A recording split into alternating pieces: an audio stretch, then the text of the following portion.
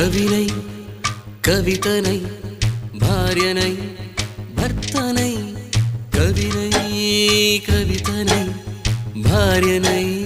భర్తనై మల్లెల దారిలో మంచు ఎడారిలో